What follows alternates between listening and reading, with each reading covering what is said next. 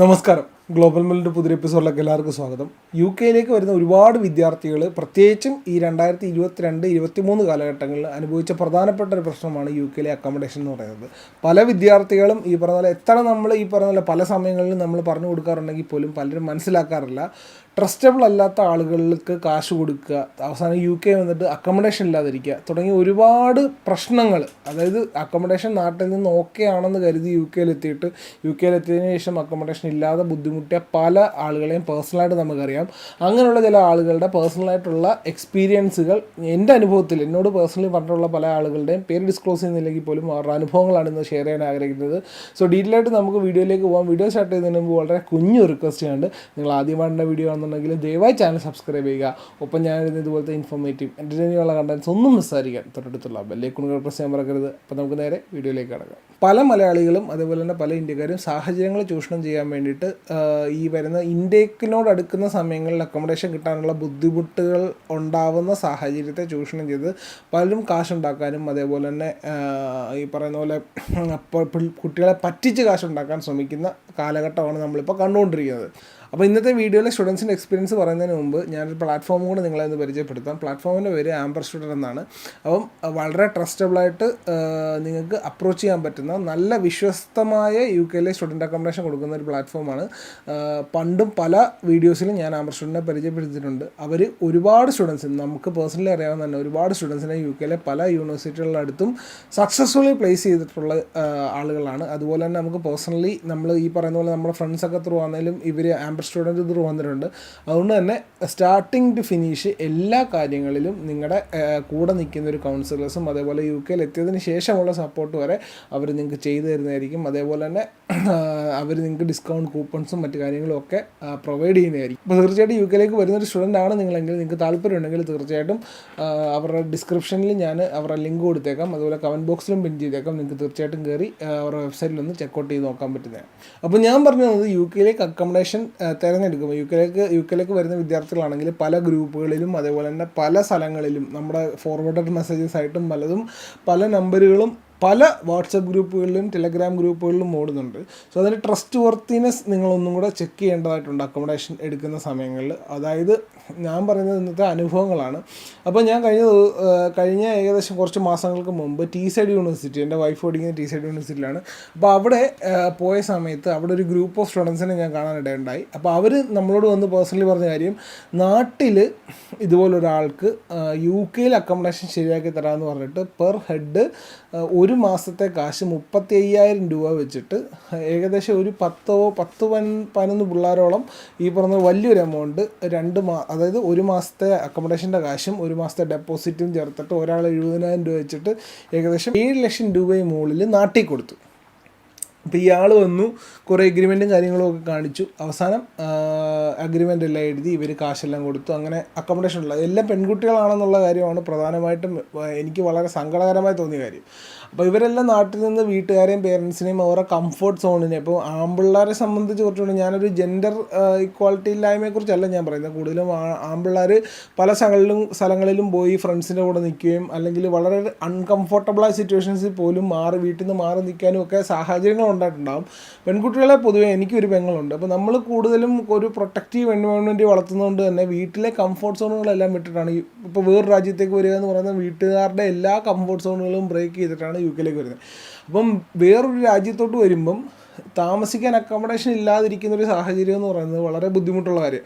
അപ്പോൾ ഈ കുട്ടികൾ നാട്ടിൽ ഈ പറഞ്ഞ പോലെ കാശ് കൊടുത്തു, 7 ലക്ഷം രൂപ മുകളിൽ ഇത്രയും പേരുടെ കൊടുത്തിട്ട് അവർ എല്ലാം ഓക്കെയാണ്, എഗ്രിമെൻ്റ് എല്ലാം ഓക്കെ ആണെന്നൊക്കെ കാണിച്ച് അവസാനം അവർ UK വിസയൊക്കെ അടിച്ച് UK അവസാനം അവരെത്തി യൂണിവേഴ്സിറ്റിക്ക് അടുത്ത് വന്നു കഴിഞ്ഞപ്പം അങ്ങനൊരു പോസ്റ്റ് കോഡിൽ ഈ പറയപ്പെടുന്ന ഒരു റെൻ്റൽ പ്രോപ്പർട്ടി ഇല്ല. അത് ശരിക്കും മറ്റേതോ ആൾ താമസിക്കുന്ന പ്രോപ്പർട്ടിയുടെ ലൊക്കേഷൻ കൊടുത്തിട്ടാണ് ഇവിടെ ഈ പറയുന്ന പോലെ സ്ഥലമുണ്ട് എന്നൊക്കെ പറഞ്ഞ് പറയുന്നത് കാശ് മേടിച്ചത്.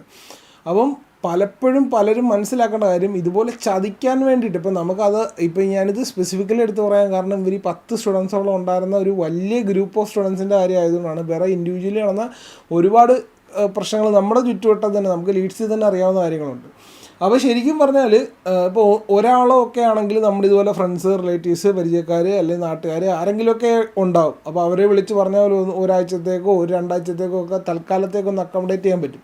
ഈ ഗ്രൂപ്പ് ഓഫ് സ്റ്റുഡൻസ് ആണെങ്കിൽ എന്ത് ചെയ്യും? അപ്പോൾ ഇവർ ചെയ്തതെന്ന് പറഞ്ഞാൽ ഇവർ ടെമ്പററി ആയിട്ട് ഒരു ചെറിയ സ്പേസ്, അത് എനിക്കൊന്ന് ഒരു റൂമോ സംതിങ് എടുത്തിട്ട് അവരത്രയും പേരും, അതായത് അത്രയും പെൺകുട്ടികളും കൂടെ ഒരുമിച്ചാണ് താമസിച്ചുകൊണ്ടിരുന്നത്. ഒരു ചെറിയ മുറിയും ബാത്റൂമും ഉള്ള സെറ്റപ്പിൽ അവരിത്രയും കഷ്ടപ്പെട്ട് നാട്ടിൽ നിന്ന് ഇത്രയും കാശ് കൊടുത്തിട്ടാണ്. അവർ വെറുതെ വന്നവരൊന്നുമല്ല. അവരുടെ വീട്ടിൽ ഓൾറെഡി ഫിനാൻഷ്യലി അവരെ സപ്പോർട്ട് ചെയ്യാനൊക്കെ ആൾക്കാരുള്ളപ്പോൾ തന്നെ അവർ ഇങ്ങനെ ഒരാളെ വിശ്വസിച്ച് യുകെയിലേക്ക് വന്നു. ഇപ്പോൾ നാട്ടിലാണെങ്കിൽ പെട്ടെന്ന് വീട്ടുകാർക്കോ സഹോദരങ്ങൾക്കോ ഒക്കെ ഓടി വന്നൊന്ന് ഹെൽപ്പ് ചെയ്യാം. ഇത് വേറൊരു രാജ്യത്ത് വിസയൊന്നും ഇല്ലാതെ ഈ പറയുന്ന പോലെ പെട്ടെന്നൊരു സുപ്രഭാതത്തിൽ വന്നിട്ട് വഴിയേരി കിടക്കേണ്ട വന്നൊരവസ്ഥ കണ്ടു കഴിഞ്ഞാൽ എന്ത് ബുദ്ധിമുട്ടാണ്.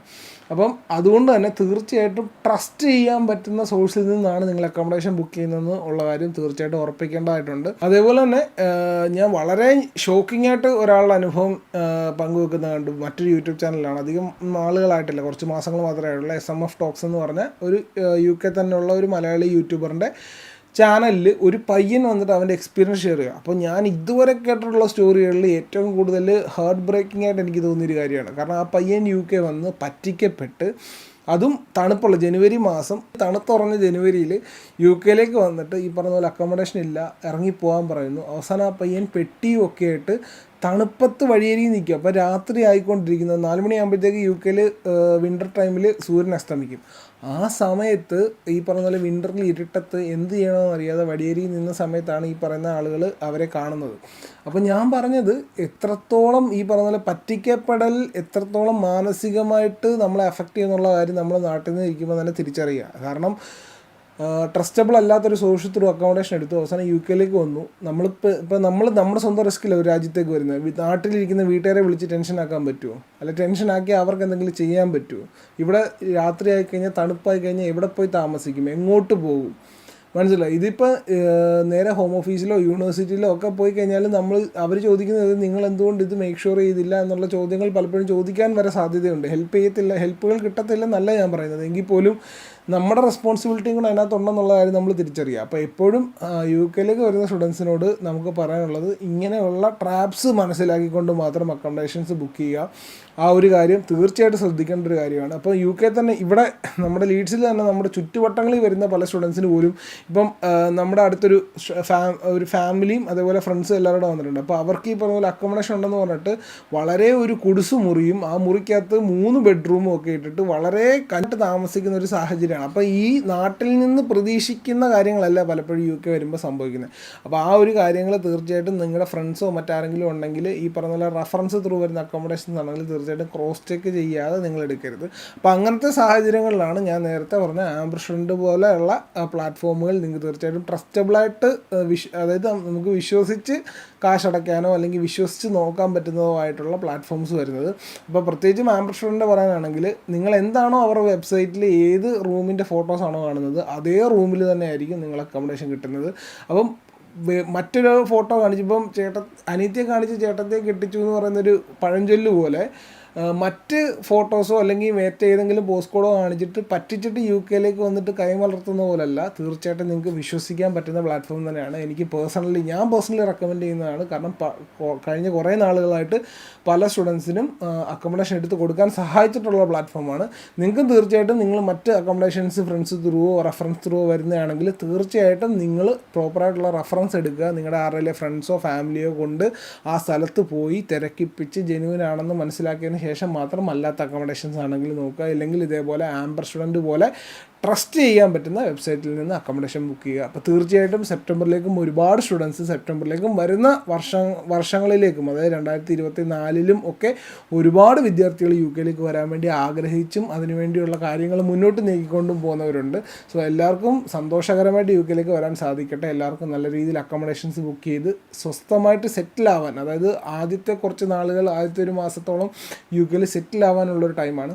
അപ്പോൾ ആ ടൈം വളരെ സന്തോഷത്തോടെ യാതൊരു പ്രശ്നങ്ങളും പ്രയാസവും ഇല്ലാതെ നിങ്ങൾക്ക് സെറ്റിൽ ആവാൻ സാധിക്കട്ടെ എന്ന് ഞാൻ ആശംസിക്കുന്നു. ഇന്നത്തെ വീഡിയോ തീർച്ചയായിട്ടും നിങ്ങൾക്ക് ഹെൽപ്ഫുൾ ആയി എന്ന് ഞാൻ പ്രതീക്ഷിക്കുന്നു. നിങ്ങളുടെ ഫ്രണ്ട്സോ ഫാമിലിയോ ആരെങ്കിലും ഇതേപോലെ UK വരാൻ താല്പര്യപ്പെടുന്നവരുണ്ടെങ്കിൽ തീർച്ചയായിട്ടും ഈ വീഡിയോ അവരിലേക്ക് കൂടെ ഷെയർ ചെയ്ത് കൊടുക്കുക. അപ്പോൾ ഇന്നത്തെ വീഡിയോ എല്ലാവർക്കും ഇഷ്ടപ്പെട്ടെങ്കിൽ ദയവായി ചെറിയൊരു റിക്വസ്റ്റ് ചെയ്യാണ്ട് വീഡിയോ വൈൻഡപ്പ് ചെയ്യുന്നതിന് മുമ്പ് ദയവായി ചാനൽ സബ്സ്ക്രൈബ് ചെയ്യുക. അപ്പോൾ ഞാൻ ഇതുപോലത്തെ ഇൻഫോർമേറ്റീവ് എൻ്റർടൈനിങ് ഉള്ള കണ്ടൻസ് ഒന്നും മിസ്സായിരിക്കാൻ തൊട്ടടുത്തുള്ള ബെല്ലൈക്കൺ പ്രസ് ചെയ്യാൻ മറക്കരുത്. അപ്പോൾ നമുക്ക് ഇന്നൊരു വീഡിയോയിൽ കാണാം. ഇന്നൊരു വീഡിയോയിൽ കാണുന്നവരെ ഗുഡ് ബൈ.